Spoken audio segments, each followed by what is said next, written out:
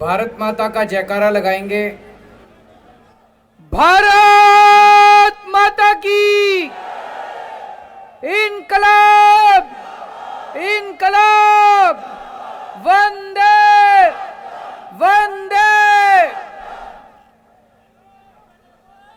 दिल्ली के कोने कोने से आए हुए मेरे सभी भाइयों बहनों माताओं बुजुर्गों, आप सबको मेरा नमस्कार, सबको मेरा प्रणाम। पूरे दिल्ली से आज इतनी बड़ी संख्या में यहाँ पे जंतर मंतर पे विरोध प्रदर्शन करने के लिए आप लोग इकट्ठे हुए हैं। लोगों में गुस्सा है, लोग दुखी हैं। किस बात से दुखी हैं? केंद्र की भाजपा सरकार ने संसद में अभी 3 दिन पहले एक कानून लेके आए हैं। उस कानून में लिखा है, एक बात तो लिखी है कि अब से दिल्ली सरकार का मतलब होगा एलजी। उस कानून में लिखा है कि अब से दिल्ली सरकार का मतलब होगा एलजी। तो भाई साहब फिर हमारा क्या मतलब होगा? फिर जनता का क्या मतलब होगा? फिर आपका क्या मतलब होगा? फिर देश की जनता का क्या मतलब होगा? अगर दिल्ली सरकार का मतलब एलजी होगा तो दिल्ली की जनता कहां जाएगी? दिल्ली की जनता की चलेगी नहीं चलेगी? मुख्यमंत्री कहां जाएगा? फिर चुनाव क्यों कराए थे? फिर चुनाव क्यों कराए थे? जनता लाइन में क्यों लगी थी? जनता ने वोट क्यों दिया था? जनता के वोट का कोई मतलब नहीं बचा। जनता के चुनाव का कोई मतलब नहीं बचा। जनता की सरकार का कोई मतलब नहीं बचा। जनता ने 70 में से 62 सीट दी, उसका कोई मतलब नहीं बचा। अगर दिल्ली सरकार का मतलब एलजी होगा तो फिर तो जनता के साथ तो धोखा हो गया भाई साहब, ये तो गलत हो गया। दूसरा, इस कानून में लिखा है कि अब सारी फाइलें दिल्ली सरकार की सारी फाइलें एलजी के पास जाया करेंगे। भाई साहब, जब हमारी सरकार बनी थी सारी फाइलें एलजी के पास जाया करती थी। 2018 में सुप्रीम कोर्ट ने आदेश दिया कि भाई दिल्ली में चुनी हुई सरकार है, चुनी हुई सरकार के पास पावर होनी चाहिए, देश जनतंत्र है। सुप्रीम कोर्ट ने बोला कि भारत जनतंत्र है, जनतंत्र में जनता मालिक होती है, जनता का शासन होता है, जनता जिस सरकार को चुनती है सारी शक्तियां उसके पास होनी चाहिए, सुप्रीम कोर्ट ने बोला। सुप्रीम कोर्ट ने कहा कि कोई भी फाइल एलजी के पास अब नहीं जाया करेगी। ये मैं नहीं कह रहा भाई साहब, ऑर्डर में लिखा हुआ है, सुप्रीम कोर्ट में लिखा है, ऑर्डर में लिखा है कोई फाइल एलजी के पास नहीं जाया करेगी। अब इन्होंने कानून में लिख दिया सारी फाइलें एलजी के पास जाया करेगी। तो भाई साहब, ये जनता को नहीं मानते, ये सुप्रीम कोर्ट को नहीं मानते, ये जनतंत्र को नहीं मानते, ये संविधान को नहीं मानते। ये तो गलत बात है। गलत बात है नहीं है? ये तो धोखा हो गया अपने साथ। 2015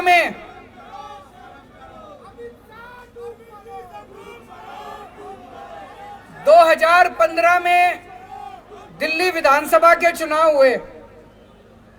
जनता ने आम आदमी पार्टी को 70 में से 67 सीट दी। फिर 2020 में चुनाव हुए, जनता ने 70 में से 62 सीट दी। फिर अभी उपचुनाव हुए एमसीडी के, जनता ने एमसीडी के उपचुनाव में बीजेपी को 0 सीट दी। तो भाई साहब, दिल्ली की जनता साफ साफ यही तो कह रही है कि हमको बीजेपी नहीं चाहिए, हमको आम आदमी पार्टी चाहिए। कह रही है नहीं कह रही है? कि हमको बीजेपी नहीं चाहिए, हमको आम आदमी पार्टी चाहिए। लेकिन भाई साहब ये चोरी छिपे, ये बदमाशी करके दिल्ली के ऊपर राज करना चाहते हैं। वो कहते हैं ना, एक छोटा बच्चा मैच खेल रहा था, क्रिकेट मैच हार गया, तो उसके बाद क्रिकेट का बल्ला और बॉल लेके दोनों लेके भाग गया। ऐसे ही एक के बाद एक चुनाव हारते जा रहे हैं, लेकिन ये इस तरह से बदमाशी करके दिल्ली के ऊपर राज करना चाहते हैं, जनता का राज खत्म करना चाहते हैं।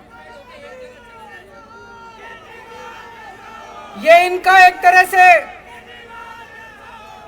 से इनका ये पूरे देश के अंदर यही कर रहे हैं। चुनाव कराते हैं, अगर चुनाव में हार जाएं तो दूसरी पार्टियों के एमएलए खरीद लेते हैं और वहां पे सरकार गिरा देते हैं। करते नहीं करते पूरे देश के अंदर? दिल्ली के अंदर आम आदमी पार्टी के ये जितने एमएलए बैठे हैं खरीदे नहीं जा रहे, ये बिक नहीं रहे। कोशिश तो बहुत करी इन्होंने, ये बिक नहीं रहे। तो ये दिल्ली के अंदर जब एमएलए नहीं बिक रहे तो इन्होंने ये कानून लाके दिल्ली के अंदर ये सत्ता खत्म करना चाहते हैं, जनता की सत्ता खत्म करना चाहते हैं।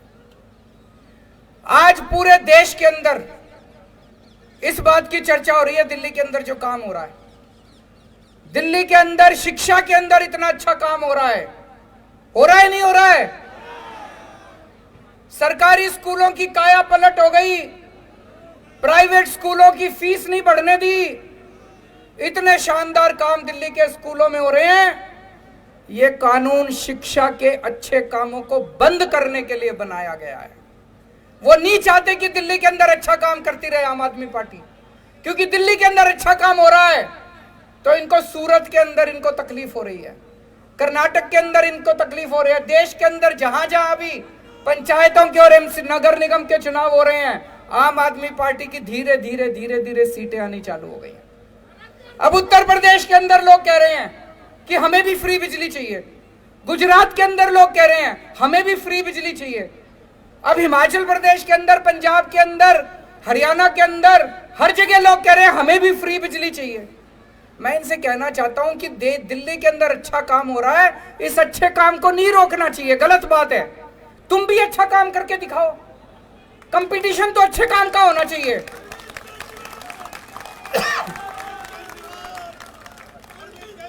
अब तुम गुजरात में बिजली फ्री कर दो, देखो हमारी एक भी सीट नहीं आएगी सूरत में, काम तो तुम करोगे नहीं, और दिल्ली में जो अच्छे काम हो रहे हैं उसको भी रोकोगे।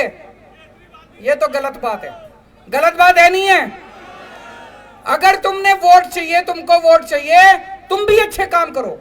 जैसे दिल्ली में आम आदमी पार्टी अच्छे काम कर रही है, तुम भी दूसरी जगह अच्छे काम करो, तुमको भी वोट देंगे लोग। तुम तो करोगे गुंडागर्दी, और दिल्ली में जो अच्छे काम हो रहे हैं वो भी रोकोगे। मैं आपसे पूछना चाहता हूं, असली देशभक्ति क्या होती है? असली देशभक्ति है कि अगर देश के किसी भी कोने में कोई अच्छा काम कर रहा हो, चाहे कोई कर रहा हो, चाहे पक्ष कर रहा हो, विपक्ष कर रहा हो, कोई अच्छा काम कर रहा हो, अगर मैं सच्चा देशभक्त हूं तो मैं उसका साथ दूंगा, नहीं दूंगा। और अगर मैं गद्दार हूं तो उसका काम रोकूंगा मैं। अगर मैं भारत का दुश्मन हूं तो उसका काम रोकूंगा मैं, अच्छे काम को रोकूंगा मैं। ये दिल्ली के अंदर जो अच्छे काम को रोकना चाह रहे हैं ये ठीक नहीं कर रहे, ये देश के साथ सही नहीं कर रहे, देश के साथ, भारत के साथ सही नहीं कर रहे। तो मैं आज दिल्ली की जनता की तरफ से, भारत की जनता की तरफ से केंद्र सरकार को अपील करना चाहता हूं कि आज इतने लोग यहां इकट्ठे हुए हैं, ये तो फिर भी थोड़े ही आए हैं। इससे ये मत आ कि दिल्ली के एक एक आदमी के दिल में, मैं देख रहा था 3-4 दिन से ये टीवी चैनल वाले सारे सर्वे चला रहे हैं, 90% लोग दिल्ली के कह रहे हैं गलत कर रही है केंद्र सरकार। सर्वे में भी आ रहा है। मैंने देखा कुछ पत्रकार सड़क के ऊपर अपना कैमरा लेके घूम रहे थे, सबसे पूछ रहे थे, हाँ भाई दिल्ली सरकार किसको चलानी चाहिए, केजरीवाल को चलानी चाहिए कि केंद्र सरकार को? 90% लोग कह रहे थे कि केजरीवाल को चलानी चाहिए, हमने उसको चुना। तो मैं केंद्र सरकार को अपील करना चाहता हूं कि अभी भी इस कानून को वापस ले लो, अभी ये कानून वापस नहीं हुआ, इस कानून को वापस ले लो। जनता की ताकत को मत छीनो, जनता के साथ धोखा मत करो। 1947 में आजाद हुआ था देश, 75 साल हो गए। आज देश अपनी आजादी के 75 साल मना रहा है। इस 75 साल में तुम यही करोगे? इस 75 साल में यही तोहफा दोगे देश को? भगत सिंह फांसी पे क्यों चढ़ा थे? चंद्रशेखर आजाद, भगत सिंह, राजगुरु, अशफाकुल्ला खान, सुभाष चंद्र बोस, बाबा साहब अंबेडकर, उन लोगों ने क्यों कुर्बानी दी थी? उन लोगों ने कुर्बानी दी थी, अंग्रेज जाएंगे, भारत में जनतंत्र होगा, जनता सरकार चुनेगी, वो सरकार जनता के लिए काम करेगी। उन्होंने ये थोड़ी सोचा था आजादी के 75 साल के बाद एक ऐसी सरकार आएगी कि जनता के सारे अधिकार छीन लेगी। तो मैं केंद्र सरकार से अपील करना चाहता हूं कि आजादी के 75 साल के अंदर इस किस्म के काली हरकत मत करो, इस किस्म की गंदी हरकत मत करो, देश के साथ इस किस्म का धोखा मत करो। और मैं दिल्ली की जनता को भरोसा देना चाहता हूं, चिंता मत करना, ये जो मर्जी हमारी शक्तियां छीन ले, ये जो मर्जी कर ले। आपको याद है जब सुप्रीम कोर्ट का आदेश नहीं आया था, सारी फाइलें एलजी के पास जाया करती थी। हम आपके लिए सीसीटीवी कैमरे लगाना चाहते थे पूरी दिल्ली में। एलजी साहब ने 1 साल तक फाइल रोके रखी, सीसीटीवी की। 1 साल तक, 1 साल तक सीसीटीवी की फाइल रोके रखी।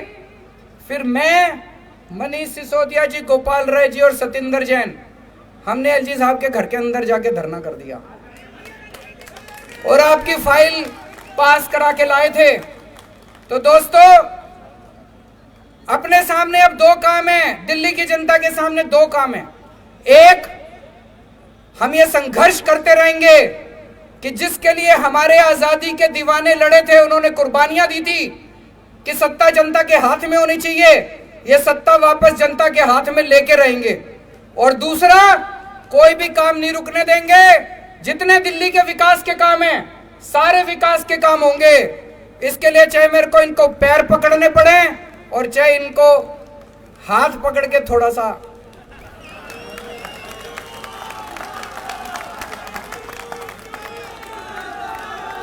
काम नहीं रुकने दूंगा। आपके सारे काम होंगे, दिल्ली की जनता के लिए कुछ भी करेंगे, चाहे पैर पकड़ने पड़े, गिड़गिड़ाना पड़े, चाहे कुछ भी करना पड़े, सब करेंगे। आपके काम नहीं रुकने देंगे। लेकिन जो इन्होंने जनता की ताकत छीनी है, वो वाली ताकत भी वापस लेके रहेंगे। भारत माता की